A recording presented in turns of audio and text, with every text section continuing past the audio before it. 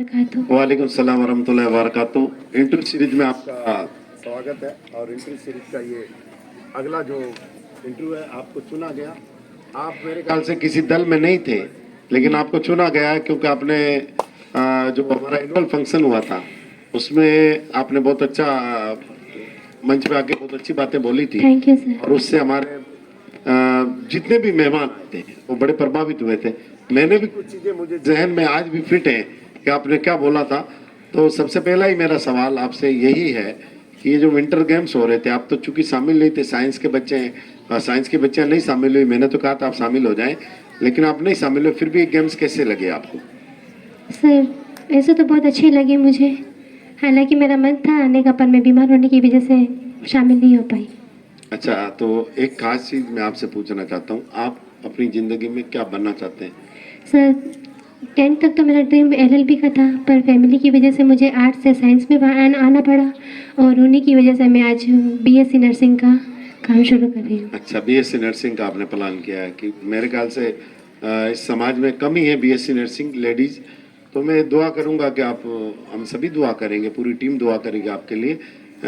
आपने तब एक शब्द बोला था पिछली बार, मुझे याद है कि आप अपनी अदालत खोलना चाहती हैं, यानी कि LLB करना चाहती हैं, अदालत खोलना चाहती हैं। वही मैंने आपका वर्ड उठा के बोला, आपके जो वर्ड थे ना वो यही थे। खैर, वक्त के साथ इंसान अपना लक्ष्य चेंज कर लेता है, कहीं ना कहीं बदलाव पैदा होते हैं उसमें, और वही बदलाव आप में आया। कोई बात नहीं, हम दुआ करेंगे कि आप, चलो, एक समाज के लिए आप क्या करना चाहते हैं? समाज के लिए तो पता नहीं, पर अपने गांव के लिए कि BSc कॉलेज इंशाल्लाह मैं खोलूँगी। जैसे कि अदालत खोलने का ड्रीम था, वैसे ही अब BSc के ऊपर कुछ ना कुछ करने का ड्रीम है। बहुत अच्छी बात है। अगर आप इन बच्चियों के लिए BSc नर्सिंग का सपना देखते हैं तो मैं ज़्यादा तो नहीं, मैं, मेरी जो पूरी टीम है, ये जो 29-30 के आसपास जो बैठे हैं, मैं अकेला नहीं हूँ, मेरी पूरी टीम है, वो आपकी मदद करेगी। आप जहाँ आगे कॉलेज कौन सा खोलना चाहते हैं, क्या करना चाहते हैं, हम पूरी मदद करेंगे। हो सकता है कि हम एक काम करें, हमें पार्टनर बना लें हम इंशाल्लाह। क्योंकि हम वैसे भी ऐसे लोग ढूंढ रहे हैं जो नए नए ड्रीम लेके आते हैं और फिर वो आते हैं, तो हम उनको, अगर मेरी जिंदगी रही तो हम आपका पूरा सपोर्ट करेंगे। बाकी आप मेरे ख्याल से जिस समाज से हैं उस समाज में भी बहुत कम पढ़ी लिखी लड़कियां हैं, उनके बारे में क्या संदेश है आपका? सर वैसे हमारे फैमिली में पढ़ाते तो बहुत हैं, पर उनके खुद के मन में पढ़ने का विचार नहीं है। मैं चाहती हूँ कि सभी, जैसे कि हमारे स्कूल में जो लड़कियाँ पढ़ती हैं, उनके भी मन में पढ़ाई के थ्रू कुछ ना कुछ जागरूकता हो। अच्छा, जागरूकता आप लाएं, आप बेदारी लाएं समाज में। मैं यही दुआ करूंगा आपके लिए भी और इस समाज के लिए भी कि जितनी बेदारी हो। लड़कियों के एजुकेशन के बारे में क्या ख्याल है आपका? लड़कियों के लिए तो बस ये कि जो परिवार ये बोलता है कि लड़की बड़ी हो गई नहीं पढ़ाना चाहिए, बस उसके लिए मैं हाथ जोड़ के विनती करती हूँ कि प्लीज़ बच्चियों को कभी पीछे ना छोड़ें। जैसे लड़कों को इस दुनिया में इज्जत दी जाती है, वैसे लड़कियाँ भी तो हैं, उनका भी तो कुछ मन होता है कि पढ़ने लिखने का। जैसे आज मैं BSc करना चाहती हूँ, तो कोई बच्ची ऐसी भी तो होगी जो बोलेगी कि मुझे भी कुछ बनना है।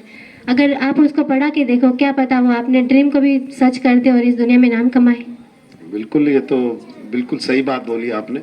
हर एक का एक ड्रीम होता है। मेडिकल फील्ड में आप जाना चाहते हैं, हमारे में से बहुत सारे टीचर्स ऐसे होंगे जो मेडिकल फील्ड में जाना चाहते थे, अलबत्ता उन्होंने अपना ड्रीम चेंज किया। तो आपने भी जैसे ला से अब आपने इधर का सपना देखा, तो हम दुआ करेंगे आप कामयाब हो। लेकिन एक चीज़ ध्यान रखें, जहाँ भी जाएं खूब तरक्की करें, लेकिन समाज के लिए, इंसानियत की भलाई के लिए जरूर काम करें, क्योंकि सबसे बड़ी चीज़ है इंसानियत की भलाई। इसको आप ध्यान रखें और इंसानियत की भलाई आप अपने जहन में रखें। और अंतिम संदेश आप अपनी सहेलियों के लिए और ये जो आपके साथी हैं उनके लिए क्या देना चाहेंगे?